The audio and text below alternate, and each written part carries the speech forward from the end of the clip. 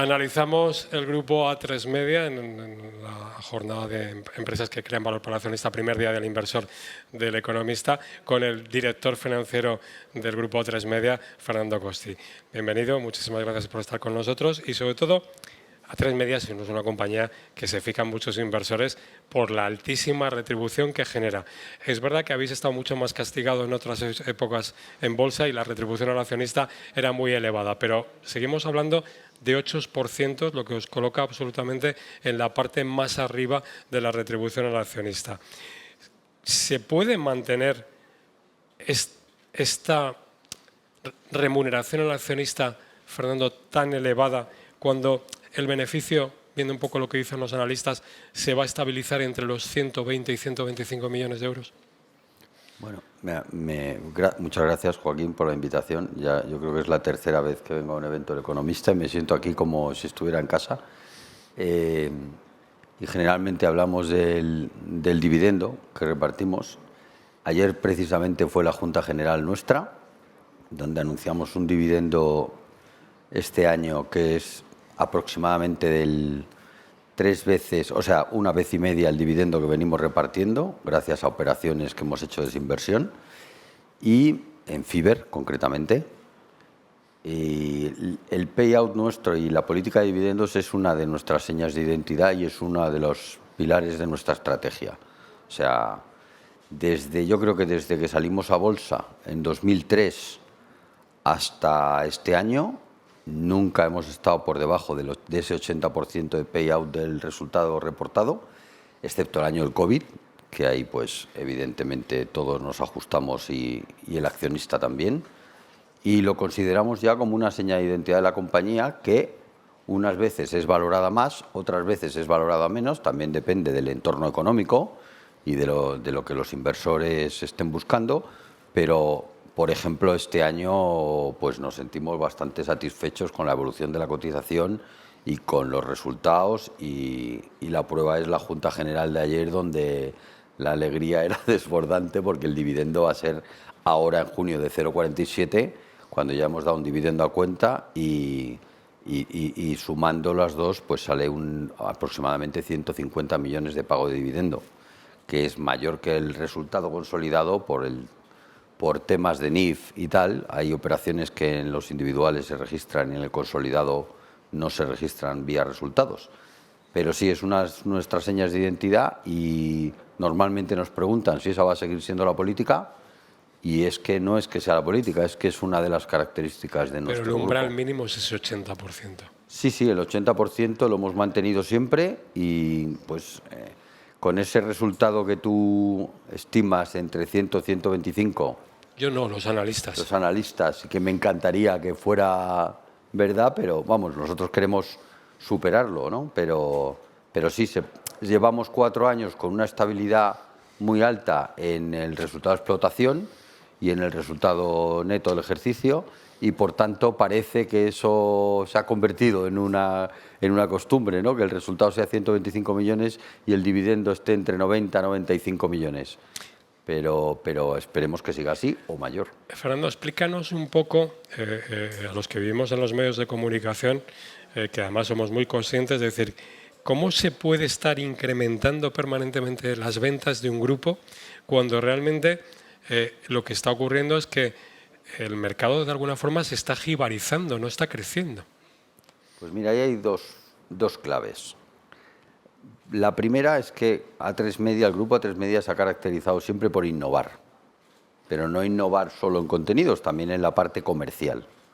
Nosotros hemos sido el primer operador de televisión tradicional de Europa que hemos introducido en el mercado una variable de precio distinta a la que se venía utilizando. Se venía utilizando el coste GRP por las centrales, los anunciantes y los planificadores, y A3 Media ha dado un salto bastante importante que conlleva también un cambio tecnológico en nuestros sistemas, en la forma de vender y todo, y lo que hemos hecho es medir los impactos de nuestra publicidad también en coste por mil, que es como lo está haciendo, como lo lleva haciendo ya muchos años la publicidad digital.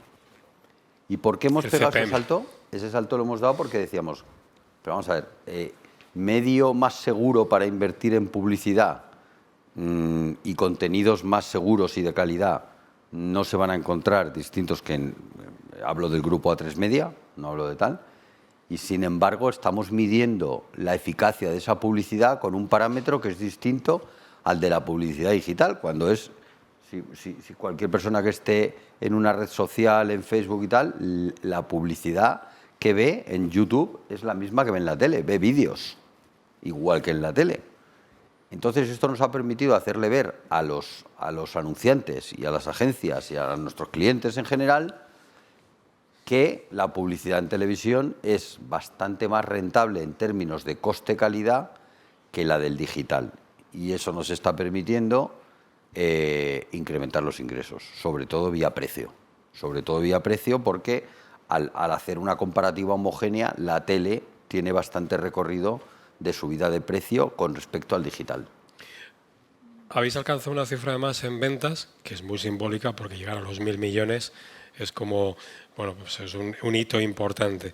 Pero lo llamativo es que una cuarta parte de estos ingresos ya no son convencionales.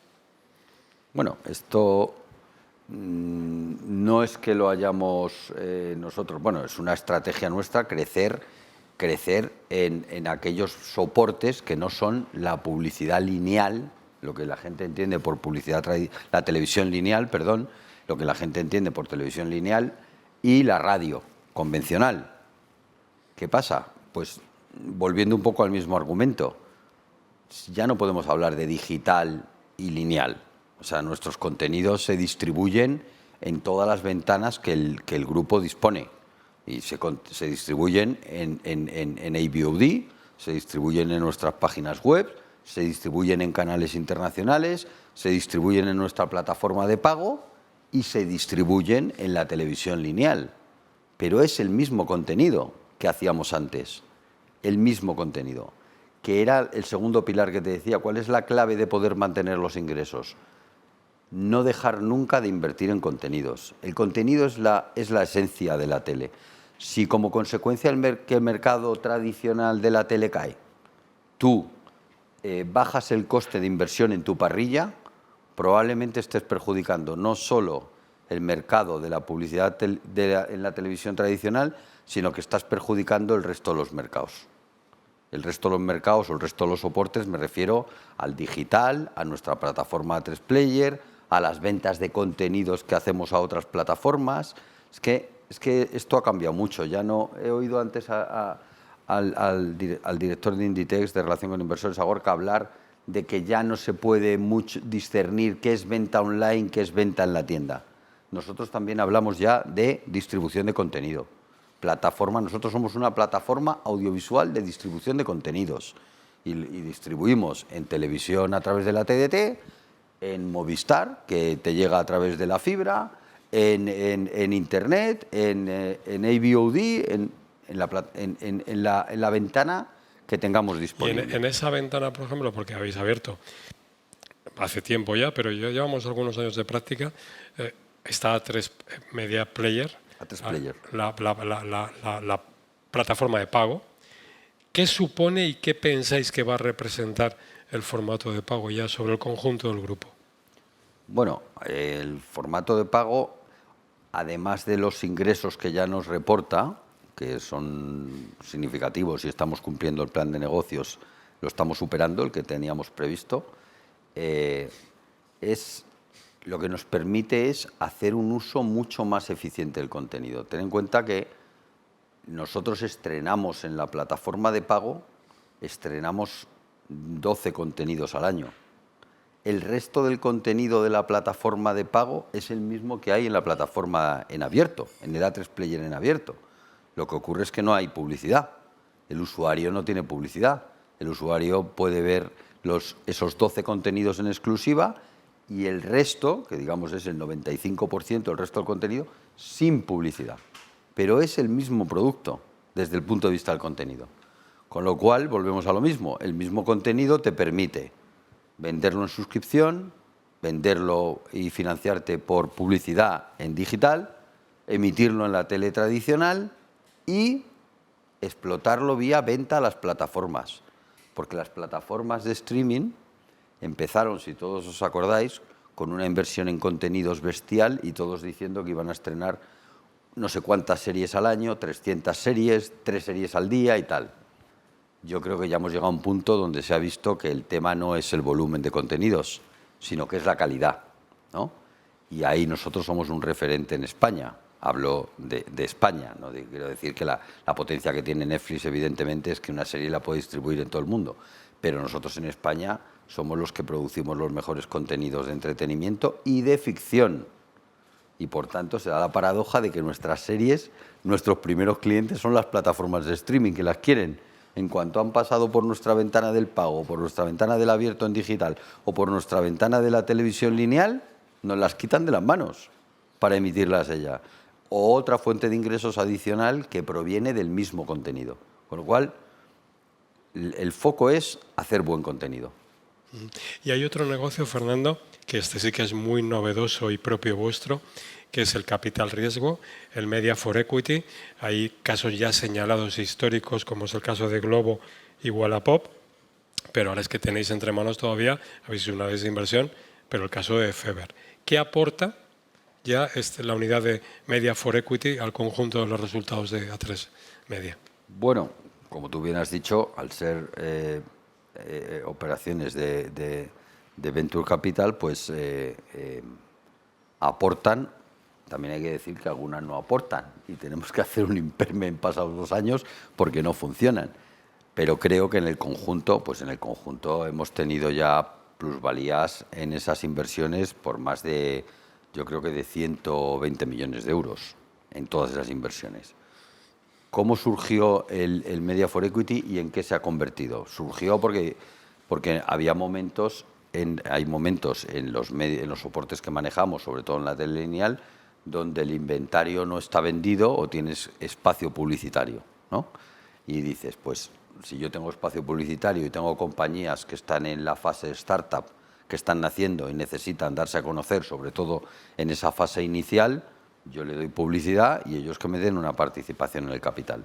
Con esa filosofía de tener participaciones en empresas que vemos que la publicidad puede ser una palanca buena de crecimiento y que luego los fundamentales de su plan de negocios nos lo creemos, pues con una inversión razonablemente baja en publicidad que le regalamos, entre comillas, a cambio de capital, de entre 2 y 3 millones y porcentajes del capital entre el 5 y el 10%, pues al final hemos hecho operaciones muy gordas como la de Wallapop, tal.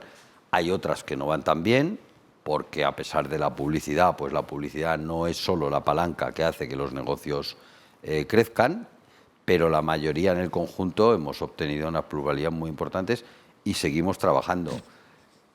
Algunas de estas inversiones las migramos a inversiones que metemos dentro del grupo, porque vemos que pueden tener futuro, que la publicidad sí es una palanca, que el equipo gestor es muy bueno y acabamos adquiriendo un porcentaje mayoritario. Y estoy hablando de Winabox, que es una empresa de viajes sorpresa, pues que creció mucho, que sigue creciendo mucho, que tiene una capacidad de crecer en toda Europa y en todo el mundo porque los viajes se venden, es un producto bastante exportable, los viajes sorpresa, y hay compañías donde acabamos teniendo más porcentaje del 50% y acabamos insertándolas en el grupo como una filial más dentro del grupo. En el caso concreto de Feber, que habéis hecho ya una desinversión en la plataforma de ocio, la última valoración que se ha hecho son 2.000 millones de euros.